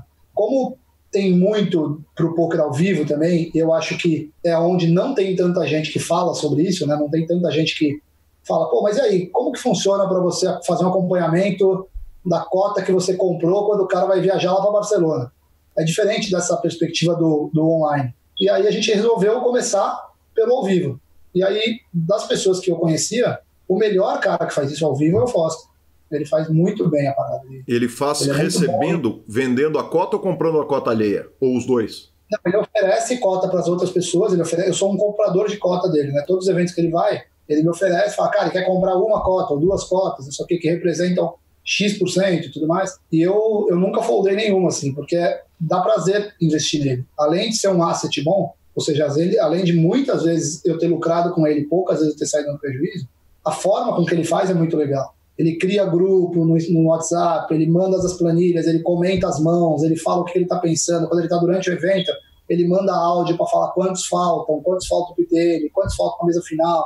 Ele fala quem que está na mesa dele, o que ele está pensando. E assim, para mim, às vezes eu não presto muita atenção na parte poker em si, né? Porque eu vivo a mesma coisa que ele. Então, ele está falando isso, eu estou na mesa do lado, às vezes, fazendo a mesma coisa. Mas tem muito cara, assim, de 65 anos, de 70 anos, que é investidor dele. E esses caras vivem essa adrenalina, tá ligado? É muito legal pros caras. Os caras vivem, os caras mandam áudio gritando na casa dele. Então o cara tá lá em Las Vegas jogando, os caras estão lá no Morumbi, tá ligado? E estão gritando com ele no áudio. Eu acho demais, tá ligado? Eu acho que o principal é a responsabilidade que ele tem com essas pessoas, que ele sabe que ele tem, e ele identifica muito bem o que as pessoas querem dele, né? Quando você pega um cara que tem muita grana, o cara investe lá $1.000 numa cota, o cara não tá preocupado com o dinheiro, não é o dinheiro que ele tá buscando, ele tá buscando outra coisa. E o Foster tem a manha de saber o que é, e ele entrega para quem está buscando dinheiro, ele entrega, para quem está buscando action, ele entrega, e é muito legal. Ele criou um sisteminha para fazer isso. Então, na Inagame, a gente pôs a série em pé para ele mostrar esse sistema para as pessoas, educando as pessoas de verdade, para as pessoas poderem fazer isso e se ofertarem como asset para as pessoas que elas têm conhecimento, né? E aí a gente fez um trabalho muito legal de reconhecer quais são os erros desse sistema, né? Não do sistema dele, mas quais são os erros das pessoas que cometem pedindo cota. A gente já conheceu um monte de gente no poker que já fez cagada com isso, né? Antes um monte de gente já investiu, hoje ninguém investe mais, porque a pessoa fez coisa errada, porque a pessoa vende mais do que pode vender, aí tem 1000 coisas, 1000 cagadas que o ser humano faz, e é legal porque a série educa, né? A série fala, ó, você não pode fazer isso, porque às vezes tem coisa que o cara nem percebe que é errado, que é antiético, tá ligado? O antiético, nesse caso, ele pode ser meio maleável, né? Você pode, o cara pode entender de um jeito e que o mercado inteiro entende de outro, né? Então, o cara, eu abro cota para você investir em mim, aí você investe, aí passa, sei lá, 3 meses, eu falo, não quero mais, aí eu chamo sua outra pessoa e quer, você vai deixando um monte de rabo solto, sendo que você tem make-up para cumprir, você meio que desconsidera make-up, é uma zona cinzenta em algumas coisas que é legal ele falar a visão dele, e a Backers ensina isso, cara. Então, eu acho que a galera vai se divertir pra cacete, principalmente que está de graça até dia 30 de abril, hein? Então tem um mês de graça, e são uns episódios muito legais, assim, foi muito bem feito. Bacana demais, André. Cara, eu tenho uma pergunta do Silvio Slater, que ele trata a respeito da questão do Robert Lee. Na hora que o Robert Lee ganha o bracelete, ele fala a respeito do profissional cumprimentar o amador, e ele pergunta a respeito de você no começo da sua carreira, quando você ia jogar, obviamente, os torneios no exterior, porque você é dos primeiros ídolos do Brasil, junto lá com o Christian, com o Raul. Se você sentiu isso, quer dizer, esse carinho, se fazia diferença para você receber o carinho dos jogadores profissionais de pôquer lá no começo da carreira? Cara, não só, tem 2 fatores. Um é o que faz diferença pra cacete, te dá coragem, assim, te dá vontade de ganhar, porque você sabe que aquele cara que é seu ídolo, ou o cara que é sua referência, ou que é referência do mercado, ele tá torcendo pra você, então, pô, te dá uma puta sensação boa, e do outro lado te dá uma sensação meio ruim, dependendo de quem é, saca? Porque você fica sob julgamento, né? Você fica tipo assim, puta, será que o cara tá achando que eu fiz uma puta cagada? Será que o cara... Aí, quando o Robert Lee ganhou, a gente, todo mundo que tava ali, cara, tinha bastante gente ali em volta dele, não sou só eu, não. Tava todo mundo nessa pegada, assim, de querer fazer ele se sentir bem, entendeu? Tipo, foda-se se errou, foda-se se tecnicamente tem uma jogada que talvez poderia ter sido diferente. E eu nem lembro se teve, não é nem o caso, mas a perspectiva de ter a sensação, no momento, de passar pra ele que joga o seu jogo, mano. O que você tá fazendo até agora te trouxe até aqui, tá ligado? Então, mas vem um cara falar que eu tinha que foldar, foda-se, velho. Vai, segue o jogo, toca o pau e tá dando certo, não importa. E nós vamos estar aqui pra torcer, porque o poker tem essa, né? Você ficar pedindo as cartas lá que nem um doente, caralho, é legal pra caralho. Então, quando ele vê caras que nem eu, o Rafa, o Decano, essa galera toda que tava ali do lado dele, tipo, não importando a jogada, tá torcendo de qualquer jeito, o cara se sente mega bem, tá ligado? O cara fala, puta, que tesão, velho, olha o momento que eu tô. E transforma o momento do cara em cada vez mais legal, né? O cara vibra mais, o cara... E o Robert Lee é um cara do caralho, velho. Puta cara sensacional, um cara bonzinho pra caramba, cuidadoso com a família dele pra cacete, é mega solícito, assim, tudo que ele, sabe, tudo que você fala com ele, ele é ele quer fazer, ele quer atender, ele é, porra, um cara muito sinistro. E aí vale a pena demais, né, você fazer isso, você entregar isso, sendo que, por outro lado, não te custa nada, né, pô? Vai lá pro salão, faz tudo que você tem que fazer e manda bala. Quando eu comecei a jogar, eu tinha essa mesma sensação dele, cara. Eu tinha o medo de ser julgado também, o medo das pessoas acharem que eu era muito ruim, o medo de eu fazer uma cagada e ele falar, pô, mas esse gorila aí também, o que ele tá fazendo? Todo mundo tem, né? A mesma coisa, cara. Então, eu tive muita sorte também, porque quem me recebeu no momento que eu estava começando eram caras muito bacanas, como o Christian, como o Raul, são os caras que eram meus ídolos ali no momento que eu comecei, ainda são, de vida, né, porque eu não tenho mais tanto contato no dia a dia, mas são caras que eu adoro, assim. E marcaram a minha história, marcaram o começo da minha vida, de uma atividade que mudou minha vida 100%, né, então eu sou muito grato a eles desde o começo, sempre quando eu falo com eles eu falo a mesma coisa, todas as entrevistas que eu tenho chance de falar, eu falo de novo. E daí pra frente foi sempre assim, o bom é que eu sempre fui tendo os meus ídolos muito perto de mim, né, o Rafa, o Decano, o João Simão, esses caras foram sempre nas mesmas viagens, nos mesmos restaurantes, nos mesmos hotéis, então, e são caras que sempre tiveram um empenho técnico muito maior que o meu, em várias vezes, né, cara, os caras estudam demais, os caras têm os times, os caras têm as coisas, eu tinha e tenho, né, a responsabilidade de ser aquele embaixador, de promover o jogo, de batalhar, às vezes, junto com o federal em coisas políticas, né? Não na política em si, mas na parte marqueteira da política, né? De comunicação da massa e tudo mais, e empreender também, optei por empreender, então, aí, pô, você ter, de repente, ir jantar com o Rafa e o Rafa ficar corrigindo as mãos que você joga, pô, é muito legal, tá ligado? Você não tem ideia do preço disso. É uma parada top, cara. Eu fico muito feliz. Sim, o preço psicológico e o preço financeiro também, né? Porque a correção do Rafa vale uma nota, efetivamente. $500 a hora do cara, e o cara fica entregando de graça ali pra você, pô.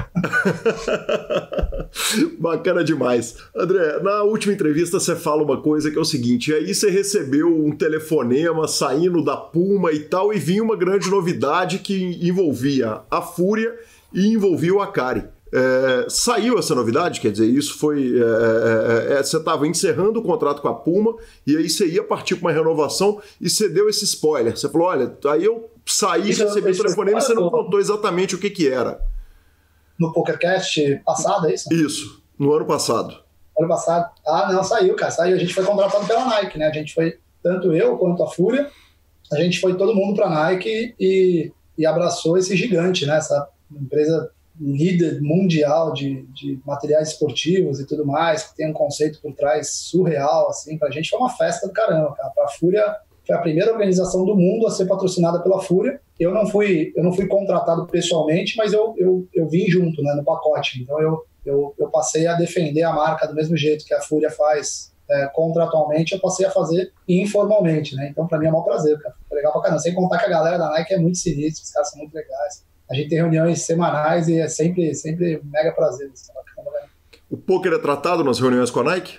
Não muito, cara. Não, porque assim, a Fúria tomou uma proporção muito grande, né? Para eles, inclusive. Eles não imaginavam que o esportes era tão poderoso assim. Então, as ativações, a venda de camisa, essas coisas que são muito mais relacionadas a um clube normal, assim, como o Corinthians, como o Palmeiras e tal, elas tomam todo o palco, assim, é muito grande. Uhum. Sendo que não sobra tempo nem espaço para outras ações, assim, é difícil. Perfeito. André, eu queria encerrar falando do BSOP, cara. O BSOP veio e o que... Uma vez eu pedi um entrevistado para o Sketch, falei, Sketch, me indica um entrevistado, ele virou e falou, Gui, eu tô te dando o maior over-delivery da minha vida. Eu tô entregando o Rafa GM Walter. E eu adorei a expressão over-delivery, é você entregar muito mais do que tá sendo pedido, né, cara? E o cancelamento do BSOP São Paulo, o BSOP compensou a notícia triste com o que é talvez um dos maiores over-deliveries, que é o seguinte: manda a sua passagem para cá que a gente não quer saber se a companhia aérea vai devolver ou se ela não vai, e nós vamos devolver a hospedagem de quem a gente tem dúvida se a pessoa... Na dúvida, devolve. Né? Prova pra gente que você estava vindo jogar o evento que nós vamos fazer tudo certo. Cara, como é que funciona e quanto que o Akari ajuda nessas decisões? Quer dizer, é muito grandioso, né, cara, essas decisões, essa forma do BSOP de tratar com as coisas, de fazer tudo, né? Eu acho que quando as marcas na cabeça do ser humano, assim, na mente humana, elas vão se formando muito por decisões de momentos difíceis e menos do que por decisões de momentos de churrilho, né? Uhum. Quando tá bombando, as coisas andam, é fácil de você movimentar, os erros não aparecem, porque tá sobrando, né? Tá faturando muito, tá não sei o quê. Então, quando tá tudo pra cima, tá tudo pra cima. Quando a coisa começa a dar uma esquisitada, é quando você vê que marcas, e às vezes as pessoas também, né? Muitas vezes as pessoas também se sobressaem, né? Dependendo das suas atitudes, dependendo de como elas reagem, elas se sobressaem. O BSOP, nesse caso, eu acho que aconteceu agora com o coronavírus, eu acho que ele teve uma puta oportunidade de um posicionamento surreal. E ele pegou, né? Ele aproveitou a oportunidade. Porque ele podia fazer várias outras formas, né? Que não fossem erradas, não necessariamente fossem desonestas, antiéticas, nada disso. São simplesmente outras formas, que não fossem tão parceiras de quem é seu parceiro há tanto tempo, que é o jogador, né? E eles tomaram a melhor atitude, eu acho, a atitude mais bacana, potencializaram o melhor benefício de marca que eles podiam ter dentro de um cenário catastrófico, né? De um cenário ruim pra caramba, que é para eventos de aglomeração de pessoas serem cancelados no mundo todo. Uma tragédia dessa está afetando a mente de todo mundo, a saúde de todo mundo, matando gente no mundo inteiro. Eu acho que isso é a primeira parte da resposta. A segunda parte é, eu não tenho nenhuma ligação com isso, nenhuma decisão com o BSOP, zero. Eu tenho 0% nisso. Quem tem é a Lara, é o DC, é o Igor, são as pessoas que comandam o BSOP. Eu não sou sócio do BSOP, não. Eu tenho, sim, um carinho enorme pelo BSOP, porque todo mundo que está lá, além de ter o meu óbvio respeito, são meus amigos mesmo, são pessoas que me ajudaram a construir a minha carreira, que me trouxeram até aqui onde eu estou hoje. Então, assim como o H2, as outras atividades que são do Elton, do Federas, do Rob, esse pessoal todo, esse pessoal são meus amigos mesmo. Então, inclusive, também nesse momento difícil, foi muito legal, porque a gente trocou várias mensagens, várias informações do tipo, cara, qualquer coisa que vocês precisarem aqui de mim, conta comigo, se precisar fazer vídeos, se precisar fazer, sabe, coisas que eu não sou pago para fazer, eles não são pagos para fazer se eu pedir alguma coisa, mas é open heart, né? Tipo, tudo que a gente puder, vambora, porque o momento é difícil para todo mundo, né? É muito ruim, cara. E é uma sensação estranha, porque todo mundo fica meio de luto, né? E aí você se acostuma com um cenário catastrófico, né? A mente humana é bizarra, assim, né? Você se acostuma com umas coisas. Eu fico o dia inteiro com essa porra desse site mostrando os índices de morte em todo lugar aberto, saca? Aí, cara, você torce, tipo, de ontem pra hoje diminuiu pra caramba na Itália. Aí você não sabe se fica feliz, tá ligado? Você fala, caralho, é óbvio que diminuía a felicidade, mas quando você olha o número absoluto de hoje, é 563 pessoas morreram. Você, puta que me pariu, cara. E de repente, né, você se acostuma dentro de um cenário desgraçado desse, cara. E aí quando você vê pessoas, amigos, empresas que realmente são parceiras e abrem oportunidade para favorecer quem sempre tá junto com você, eu acho do cacete, cara. E eles tomaram as melhores decisões, eu fiquei mega feliz quando eles escutaram. Eu tava torcendo para eles cancelarem os eventos, né? E para não torcendo pelo lado negativo, né? Torcendo para, tipo assim, fazerem a decisão correta. O histórico deles é de decisão correta, mas aí tinha outra grande tomada de decisão a ser feita, né? Falei, porra, tomara que os caras façam certo novamente. Aí fizeram mais do que o certo, né? Foi muito legal. E aí vão e fazem o BSOP online. A discussão na mídia mundial é a seguinte: as empresas que promovem poker ao vivo, de repente estão fazendo circuitos online. É o caso do circuito, se não me engano, irlandês, que é o torneio mais antigo do mundo, fora a WSOP. E assim foi com o BSOP, assim foi com a própria WSOP que está fazendo, que aliás é bizarro. Se eu tivesse mais uma hora com você, a gente ia discutir o não cancelamento da WSOP até hoje. E ia discutir também o Golf on Challenge, que eu queria ouvir seu take, mas eu não vou abusar com o limite do seu tempo.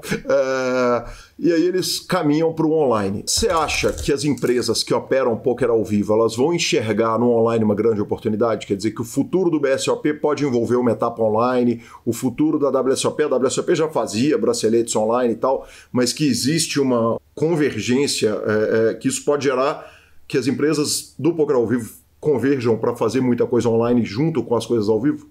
Cara, eu acho que eles vão ter, todas as empresas que fazem eventos ao vivo, elas vão ter esse desejo, né? Elas vão ter a vontade de fazer, de esticar um pouquinho a perna para o online também, porque o online é muito bom em termos de alcance de pessoas, em número de faturamento e tudo mais.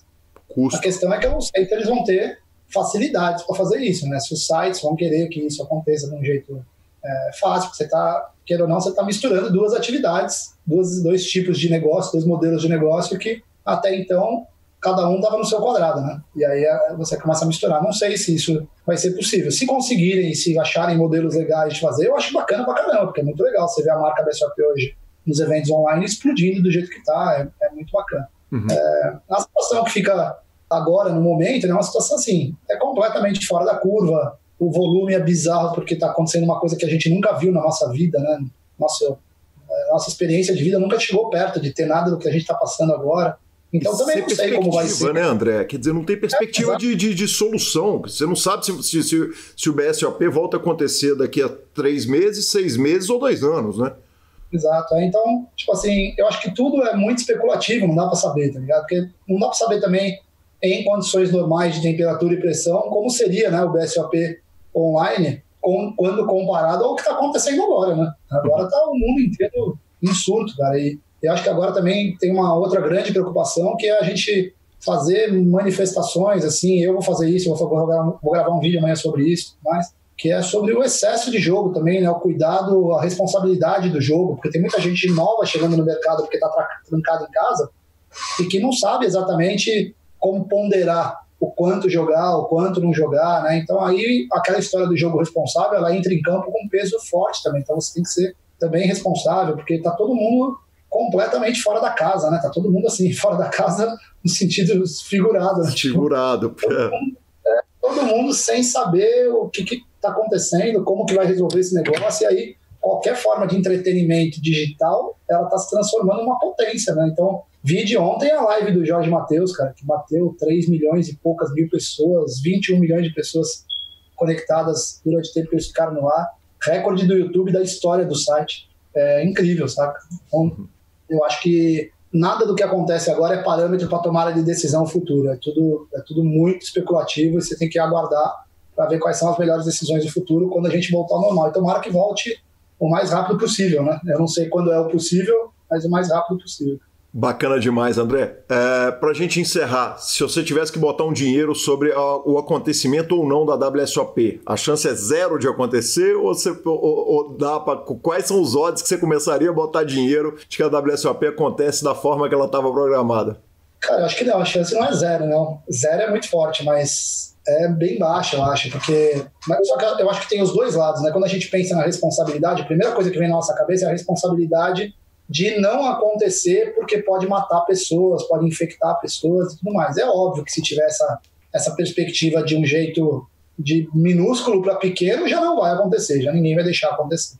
Então, se ela for ocorrer, é porque a pandemia já passou, é porque as pessoas podem se conectar de novo e porque está todo mundo ciente que isso não é mais uma grande ameaça, senão ela não vai acontecer. Se por acaso essa situação chega e ela não acontece, também é meio irresponsabilidade, né? Porque é tanta gente que trabalha, que depende dela, não os jogadores em si, mas tantos dealers, tantos restaurantes, hotéis e tudo mais, que você começa pelo lado econômico a também tomar uma atitude equivocada que prejudique também um monte de gente. Então, na minha leiga opinião, você tem que fazer o que os governantes e os responsáveis mandem que você faça, sabe? Eu acho que você tem que ter um restaurante aberto, você tem que ter se o governador deu a ordem de abrir. Se ele deu a ordem de abrir, é porque o cara não acordou e quis dar a ordem de abrir, né? Tirando alguns governantes que a gente tem que são meio xaropes, no geral, as pessoas são amparadas por decisões técnicas, por caras que são muito melhores que eu para tomar decisão. Então, vide o trabalho que está tendo o ministro da Saúde. O cara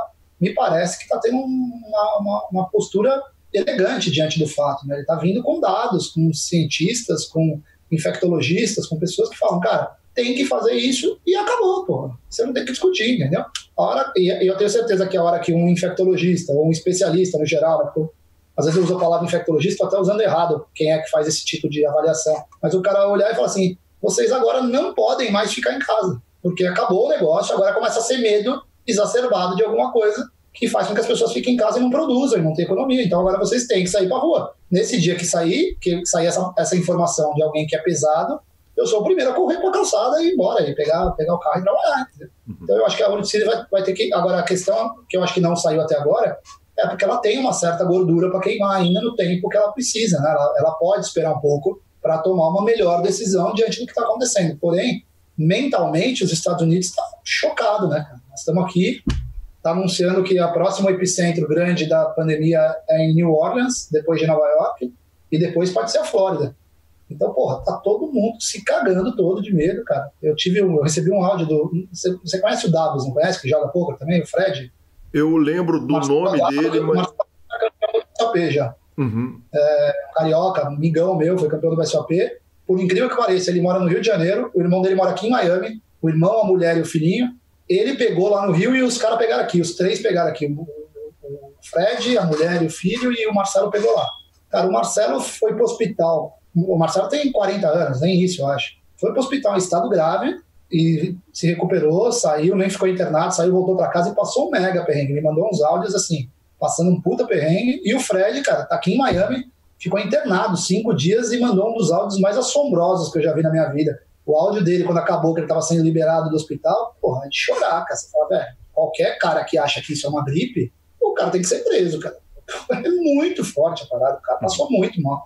Aí você começa, de fato, a ficar com medo de pegar. Você fala, porra, até então, você até considerava, né? Você fala, pô, vou pegar, vou ficar imune logo e vamos passar por essa merda. Quando você ouve o áudio de um cara que pegou e ficou 5 dias no hospital, você fala, mas nem fudendo, eu não quero pegar essa porra nem fudendo. O cara falou que ele dava com a cabeça na parede de dor de cabeça, que era bizarro ali. Aí tomou morfina, a parada não passava, cara. Começou a vomitar com a mão. Surreal, assim, bizarro. Então, eu acho que tem que seguir o que de fato as autoridades, as pessoas especialistas falam para seguir, né? Eu vejo isso no poker direto. Um cara que não sabe de poker vem falar e eu que manjo de poker falo, caraca, o que esse cara tá falando? Eu acho que para esse caso é exatamente a mesma coisa, cara. Eu não posso dar minha opinião de quando volta, de quando não volta. Tem que ser caras que são fortes nisso, estudaram a vida inteira, grandes universidades.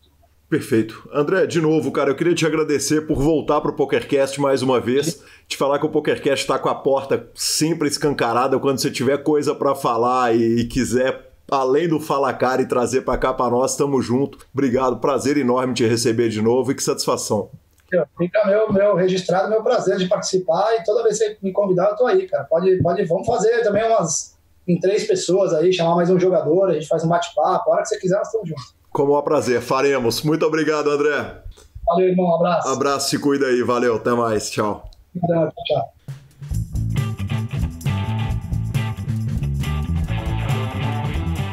Que homem, hein, cara, legal demais, que conversa boa, falou de jogos, falou de vida. Cara, quanta honra receber o André. Como eu disse lá no começo do programa, se deixar, a gente tem assunto eterno com ele e quem sabe vamos fazer mais bate-bolas com ele aí durante esses tempos difíceis que estamos passando. Maior que Edson Arantes do Nascimento, senhor. Perfeito. Redes sociais. Cara, temos áudio do ouvinte. Giovanni Borges traz uma situação super inusitada. Ele é de Campo Alegre, Santa Catarina, e mandou o seguinte áudio. Fala, Calil, beleza? Tenho uma dúvida para tirar contigo referente à regra. Eu não pesquisei isso na internet, porque sempre é mais fácil vir até vocês. Mas assim, vamos dizer que tem 2 jogadores na mão. Um deles está com 3 cartas, só que ele não conta que está com 3 cartas. Então outro jogador abre, ele chova. Na expectativa, o jogo está bem curto, no caso, a média está 14, 15 blinds. Então ele dá o chove para tentar roubar esses blinds, tendo 3 cartas na mão. E quando o cara dá o call, ele fala, não, tô com 3 cartas agora que eu vi. Como que funciona em relação a isso? Qual é a punição para esse jogador que deu o chove com as 3 cartas? Por mais que ele fale que não sabia. Claro que ele possivelmente sabia e deu para tentar roubar o blind, que nem no truco, trucar com 2 cartas ou 4 para tentar levar a mão ali. Qual é a punição para isso? Obviamente eu não tinha resposta para essa pergunta fantástica do Giovanni Borges, mas a gente pode não saber a resposta, mas sabe quem tem, e o maravilhoso DC, Devanir Campos, maior diretor de torneios desse país, nos deu uma resposta super completa. Segue a resposta do DC. Primeiro de tudo, mandar um abraço aí para todos os ouvintes do PokerCast, e a dúvida que o ouvinte manda, a gente tem que assumir primeiro qual é o tipo de jogo, né? Então eu acho que ele tá falando de no limit holding, que o jogador tá com 3 cartas na mão e não poderia jogar. Poderia ser um jogo de Omaha em que ele tivesse também com uma carta a menos. No caso do no limit holding, ele estaria com uma carta a mais. No regulamento, fica bem claro que o participante ele não pode jogar com um número incorreto de cartas. A mão dele estaria morta, tá? Então, no caso, ele deu all-in, ele fez uma jogada, recebeu o call e na hora que foi abrir as cartas, num jogo de No Limit Hold'em, em vez de ter 2 cartas, ele tem 3. Isso faz com que a mão dele esteja inválida, então a mão dele está automaticamente morta, ele perde o direito ao pote e o outro jogador acaba sendo o vencedor desse all-in. A jogada dele vale, a ação dele foi recebida como válida, só que a mão dele não é compatível com concorrer ao pote, então ele vai perder essa mão. Imagine que fosse um outro caso, por exemplo, que ele tivesse uma carta a menos, ele só tivesse com uma carta, ou 3 cartas num jogo de Omaha, e que ele tivesse ido all-in, aconteceria a mesma coisa. A única exceção, e que está previsto no regulamento, por exemplo, no regulamento do BSOP, é se ele tiver uma carta a menos quando jogando no botão, e a ação for play-flop. Certo? De qualquer forma, o jogador ele precisa tomar conhecimento do número de cartas que ele tem, verificar se a mão dele é válida, antes de haver ação substancial na mão. Se houver ação substancial, a mão dele vai estar morta. Se ele conseguir ver isso antes de ter ação substancial, aí realmente existe a possibilidade de se declarar um misdeal e as cartas serem distribuídas novamente. Bom, acho que está respondida a dúvida aí e sempre à disposição para atender aí aos pedidos do PokerCast. Calil e Lanza, um grande abraço para vocês. Aí sim, muito obrigado DC, obrigado Giovanni pelo áudio maravilhoso. E passando aqui pelas nossas redes sociais, o Cleiton Dias, que é o Tico Toque Play, cravou um torneio de Vinópolis, veio agradecer, mas tem tempo pra caramba que nós citamos ele aqui no PokerCast, tô achando que essa agradecida veio muito depois ou que a regulada veio muito depois, estou em dúvida. Fernando Carvalho profissionalizou e teve um maravilhoso primeiro mês como profissional de pôquer. Aliás, que momento, hein, para ser profissional de jogo, Marcelo Lanza.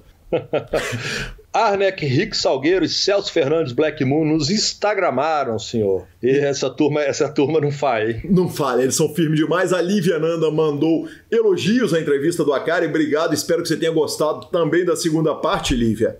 E o Anderson Marques, que pôs o PokerCast em dia, correu atrás, hein, patrão?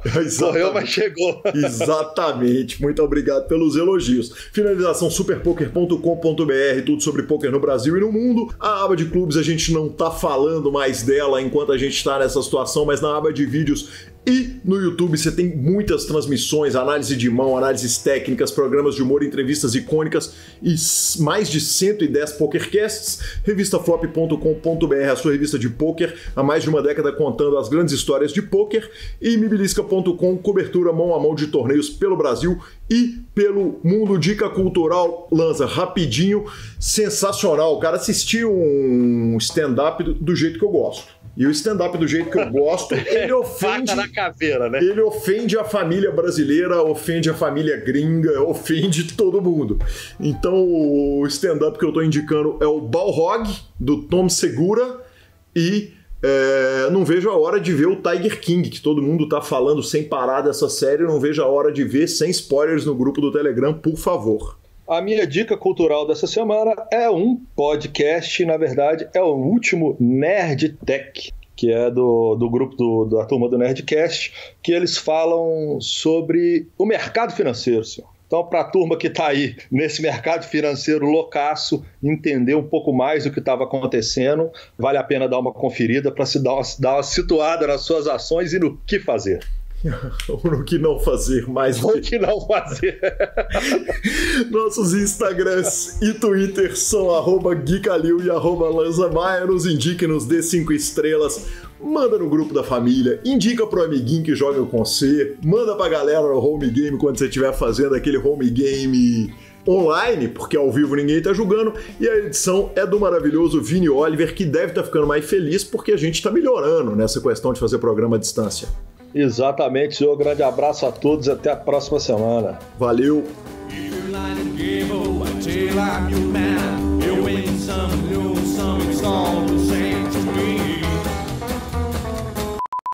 Ele estava com 900.240,17 euros. Perdão.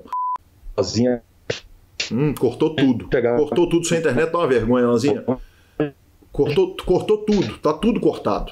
Perfeito, professor. E BSOP Brasil, cara. Perdão. Online.